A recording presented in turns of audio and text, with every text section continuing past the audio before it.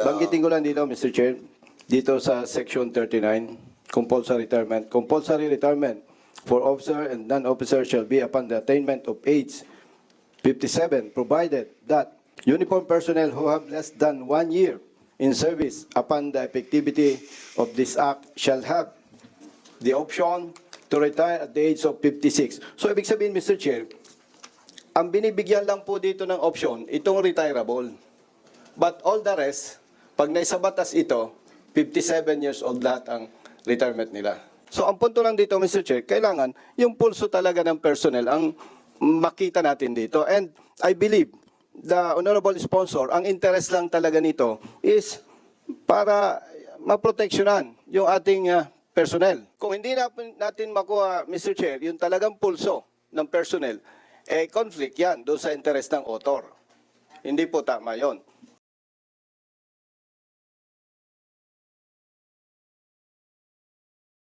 Let me just clarify.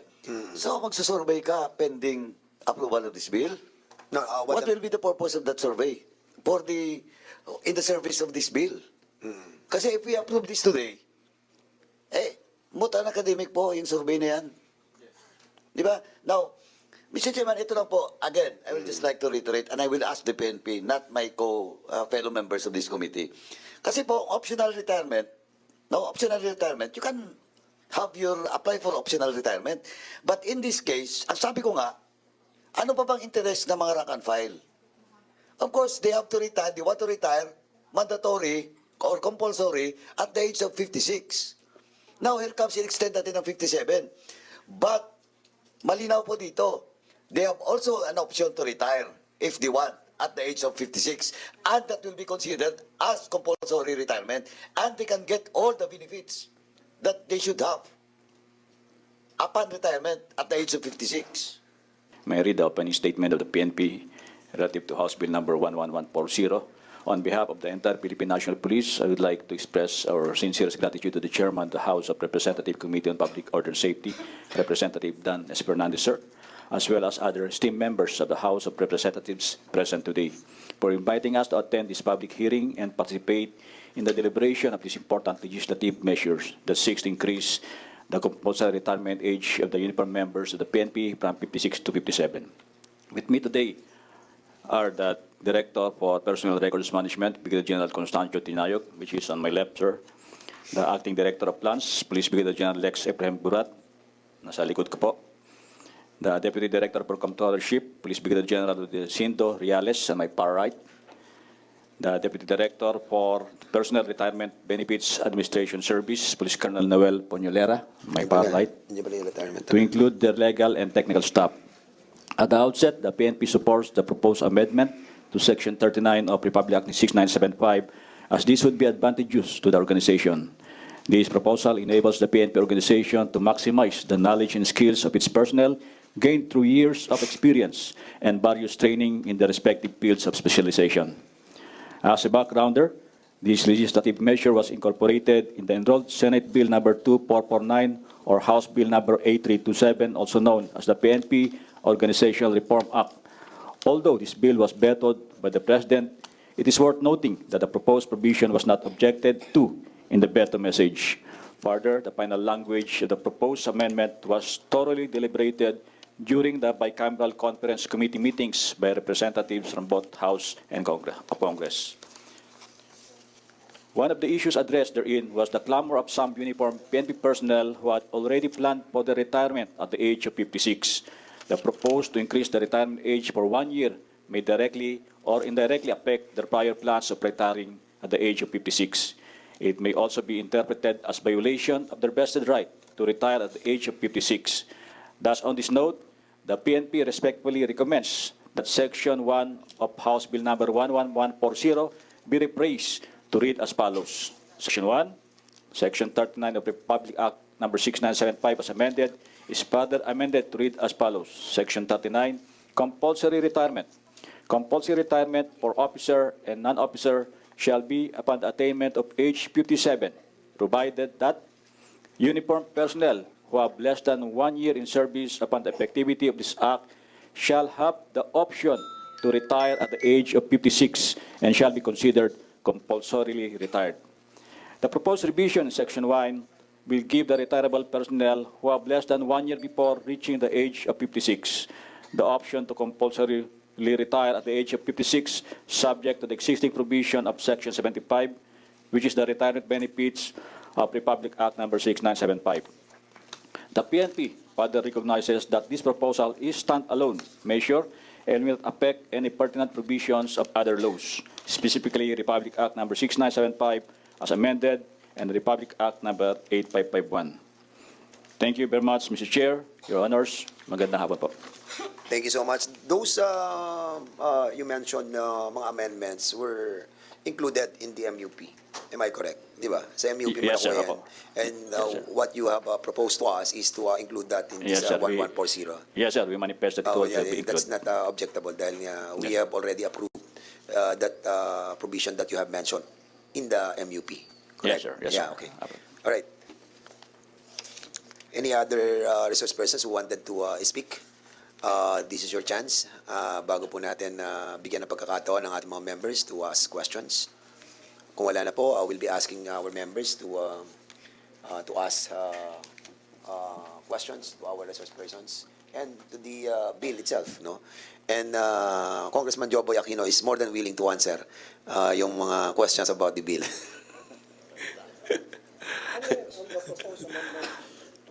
The proposed amendment. Yes, Mr. Chair. Congressman Bosita, Senador, go ahead.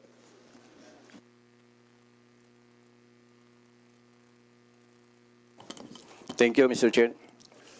Mr. Chair, meron lang po akong ilang questions sa PNP. General Ocobo, sir. Nag-conduct po ba ng survey ang PNP sa inyong personnel regarding this proposed bill? As of now, sir, the survey is ongoing and we'll be willing to submit the results, sir, mas matatapos po namin yung survey. Yes, ongoing. Ano po ang style or yung paano po yung survey ninyo? Is it meron kayong form na pinipila pa ng personnel? It's a Google form po, sir, na may da-download na sa kanilang mga offices through Viber and they could immediately respond through their cell phones at may record namin kagad yung results ng answers nila. Kung ako po ay member ng PNP at mag-fill up ako doon sa survey form, may pangalan po ba ako dito? Most definitely, sir, ay may lalagay. It's optional, sir. It's optional Yes. na pwedeng lagay, pwedeng hindi po. Yes. Pero indicated po doon, General Acobo, sir, yung unit assignment and other information? It's again optional, sir, but what we are sure that it will be indicated will be the rank po. Yes, Mr. Chair. Naitanong ko po yan kasi meron kasing kultura ba ito, yung sinasabing wait until you become, sir, yes, sir. And kasi na-brought out ko ito, Mr. Chair, kasi nung nasa service pa ako, napag-usapan na yan eh. And majority po sa rank and file, hindi pabor dito. And yesterday, Mr. Chair, when I received the notice na meron tayong meeting this afternoon, may mga tinawagan po ako na PNP personnel active. And based on that, wala akong nakausap, Mr. Chair, na pumabor. So alam ko po, Mr. Chair, na ang interest ng ating sponsor dito ay yung moral and welfare ng ating personnel. And being retired police officer, alam ko po na dapat nating i-consider yung sentiments ng rank and file. Now, kaya ko po, Mr. Chair, na itanong yung survey, which, according to General Acobo, sir, ongoing pa lang, parang hindi po yata tama na magkaroon na tayo ng hearing na ganito samantalang ongoing yung survey. Another thing, Mr. Chair, is ang PNP personnel natin, nandun yung takot na pag ako ay nag-no, baka ma-identify ako, pamalasin ako. Nandun po yan So, Mr. Chair, with respect to the representative of the PNP, General Acobo, siguro po, Mr. Chair, maganda, simplihan na lang yung survey under the supervision of NAPOLCOM. Parang butation na lang. Halimbawa po, sa isang unit, may box dyan, o lahat ng personnel, boto kayo, yes or no. Simple, at the same time, mas makukuha po natin yung gusto ng personnel. Kasi po, dapat protektahan natin yung moral and welfare. Kasi, Mr. Chair, ang hirap magtrabaho pag hindi mo gusto. So sana, mawala na yung laging sinasabi na wait until you become, rank has its own privilege, sir, yes sir, kahit ayaw naman. So, Mr. Chair, I move to direct the PNP to conduct survey pertaining to this bill that will reflect the real interests of PNP personnel under the supervision of NAPOLCOM, Mr. Chair. Okay, there's a motion to direct the PNP to conduct a survey. Under the supervision of NAPOLCOM, Mr. Chair. Okay, so you're going to shoulder the survey cost. Okay, so there's a motion to direct the PNP to conduct a survey on this. Objecting. Yes. But I just want to find out regarding the survey that was already started. Do you PNP. have Ongoing yung a survey that mentioned. had been conducted Yeah. by the PNP? Meron na po ba? Ongoing. Wait, yung sagot Wait, Diba? tanong lang natin. Pasagot muna natin sa PNP. Sir, can you kindly answer the query pa na? Yes, Mr. Chair. Before we proceed with the motion, so answer muna natin. Yes, Mr. Chair. We initiated the survey just immediately to get the consensus of the PNP on this matter, sir. And we're still collating the feedbacks relative to their answer. Once na ma-complete po, makikita po namin. Yeah, Mr. Chairman, the reason why I'm asking, Yes, go ahead. this, no, para makita din natin kung talagang meron nga. And gustong malaman yung result, no? Kung anong naging result. Although we're also going to follow yung if ever approve ng body kung anong inano ng colleague natin. If I may, Mr. Chair. Sige, you want Yes. to interject or you will let Congressman Bosita? Are we done with the survey? No, not yet. We yet? are asking the motion to direct the PNP to conduct a survey, but apparently there is already a ongoing survey going on by the PNP. Is it true that we have a survey being conducted right now? And Yes, what sir. is the- The DPRM, Mr. Chair, was directed to also conduct a survey in preparation for this Okay. bill po. With your Mr. Chair. indulgence, sige, Mr. Chair, Congressman Bosita just muna. to justify my manifestation, Mr. Chair. Motion. Mr. Chair, na-check ko na po yan yung kanilang survey form. And they can easily check kung sino yung sa unit na yon yung hindi pabor. And meron kasi, Mr. Chair, apprehension sa PNP, among PNP personnel. Na say, for example, chief of police ako, natatakot ako na mag-no ko baka mamalasin ako. Nandiyan po yan They cannot deny. At yan naman ang totoo. That's why I'm proposing, Mr. Chair, na magkaroon ng simple at mas mabilis na survey, butation. Let's say, for example, Police Station 1. Oh, may box dyan. Yes or no lang. Tapos bibilangin. Kasi, Mr. Chair, para sa akin po, being retired police officer, big deal ito Kasi ang nakataya po dito, moral and welfare ng PNP personnel and their families. So kung lumabas, Mr. Chair, majority is yes. So be it. Yun lamang po, Mr. Chair. Maraming salamat, Thank you. Congressman Bosita. But before the Chair recognizes Congressman Caraps, the Chair would like to acknowledge the presence of Congressman of the 5th District of Bulacan, Ambrosio Z. Cruz Jr. Sir, Congressman Paduano, please. Okay. Let me ask na lang po. I cannot ask my fellow members of this committee, but of course I will ask just the PNP. What's the purpose of the survey?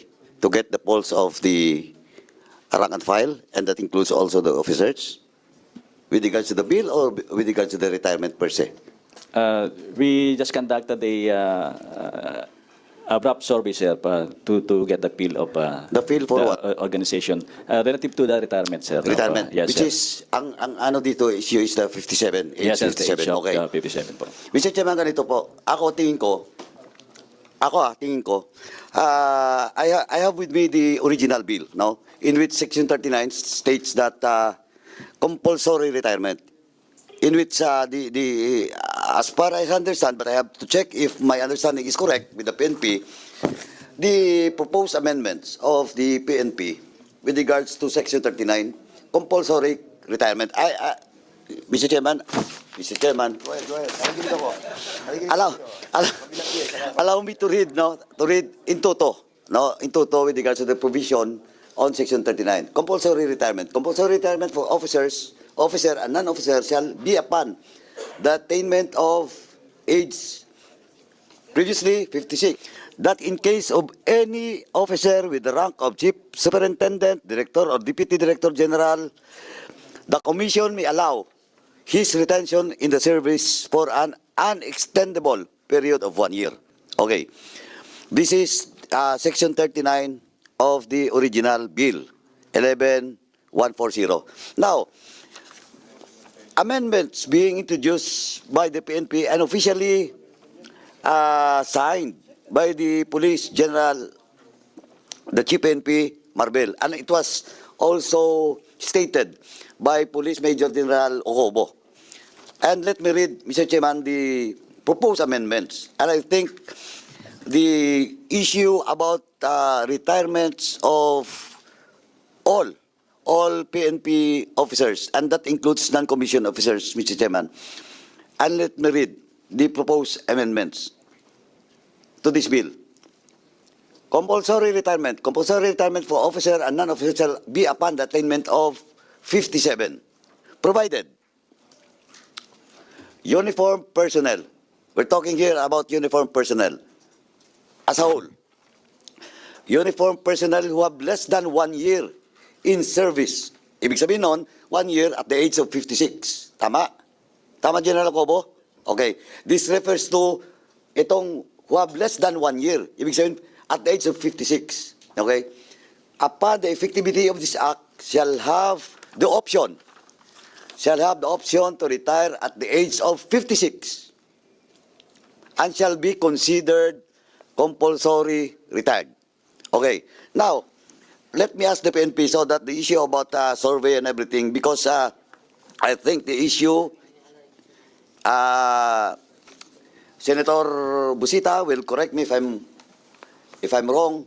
The issue here is about the interest of those non-commissioned officers down below, or rank and file, which will retire supposedly at the age of 56. Okay? So instead of 56, they will retire by 57 compulsory, based on the original proposed bill, except for those Director General, blah, blah, etc., etc. Now, dito po, sa amendments, Mr. Chairman, ng PNP, may option po, to retire. At the age of 56, non-commissioned and commissioned officers within the PNP can retire. And it will be considered compulsory retirement. And as far as I'm concerned, just correct me if I'm wrong, Senator Busita, the concern of the non-commissioned officers are those aged upon retirement at the age of 56. Na mag-extend pa ng 1 year kung mag-57 ang compulsory retirement.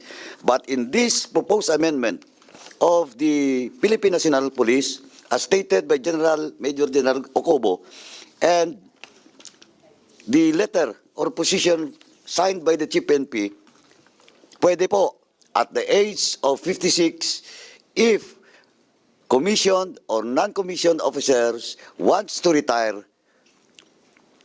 considered po as compulsory retirement ng opisyal. So, it never changes. It never changes. For example, ako, at the age of 56, supposedly, I have to retire. Now, pwede ako mag-retire. Option ko to retire, or I will extend my 1 year. So, ganun pa rin. So, in question of the protection or the interest of the rank and file, kasi dito kasi, But of course, that is an issue being raised na yung papaboran dito ay yung mga nasa taas, mga commissioned officers na magre-retire na ng 56, lalo na humabol para Chief PNP, or sabihin na natin diretso, Chief PNP ngayon, should retire on February next year, pag naipasa itong bill to, may 1 year pa siya. Na-option siya. Tama? General Cobo? So my interpretation is correct na still, that will be considered compulsory retirement if I opt to retire at the age of 56. Tama? Tama po, sir. Oo, tama. So, again, I cannot ask my fellow members of this committee, but that is based on my understanding and what I felt with regards to surveys and everything. It's all about the age retirement between 56 and 57. But under these amendments I have said, may option po ang commission at that commission officers to retire at the age of 56, and it is still considered as compulsory retirement. Yun po. Thank you, Mr. Chairman. Klaro naman yun, no? Klaro naman Mr. yung Chair. ating nabasa at na sinabi po ng PNP. They have option, no, to retire or to continue for another year, di ba? Mr. But Chair. the question is the sentiment of Senator Busita about the survey that he wanted and directed the PNP to conduct, no? What I'm trying to to see on the motion is the truthfulness of the survey. So basically, siguro, you want to pursue with your motion or Yes, Mr. Chair. sige, what's the pleasure of the gentleman from Party List One Rider? Mr. Chair, before I... May pending tayong motion. Yes, You Mr. have Chair. already, Banggitin ko lang dito, Mr. Chair, dito sa Section 39, compulsory retirement. Compulsory retirement for officer and non-officer shall be upon the attainment of age 57, provided that uniform personnel who have less than 1 year in service upon the effectivity of this act shall have the option to retire at the age of 56. So, ibig sabihin, Mr. Chair, ang binibigyan lang po dito ng option, itong retirable. But all the rest, pag naisa batas ito, 57 years old lahat ang retirement nila. That's why, para po makita natin yung interest ng rank and file, dapat po talagang magkaroon ng proper survey dito sa PNP personnel. Kung lumabas po, yes, majority, so be it. So ang punto lang dito, Mr. Chair, kailangan yung pulso talaga ng personnel ang makita natin dito. And I believe the honorable sponsor, ang interest lang talaga nito is para maproteksyonan yung ating personnel. Yung moral and welfare nila. So, kung hindi natin makuha, Mr. Chair, yung talagang pulso ng personnel, conflict yan doon sa interest ng author. Hindi po tama yon. So, yun lamang po, yung nabanggit kasi dito. Okay, thank you so Mr. much. Chair. So we have really to balance everything. We know that there are advantages, and disadvantages on the retirement age from 56 to 57. We know all about it, no. At alam natin that the junior officers will be really affected, no. Even without the survey, those junior officers will really react on this. But having said that, we already discussed as well the benefits of those other senior officials to be in service for another year for their capacity to lead the organization as well. But of course, hindi naman nila monopolize yung serbisyo din, di ba? So, be that as it may, no? The reason why we are here is to approve or not the bill that was filed by the speaker and all other personalities in this as a co-author. So basically, I think we have discussed this at lengthily, before and today. So one way or the other, we have to approve this measure in favor or not in favor of this House Bill 1140. But a while ago, you have a pending motion to direct them to conduct a survey, duly seconded. Hearing no objection, your motion is now approved. So, Mr. Chairman, yes. Thank you, Mr. Chair. Let me just clarify.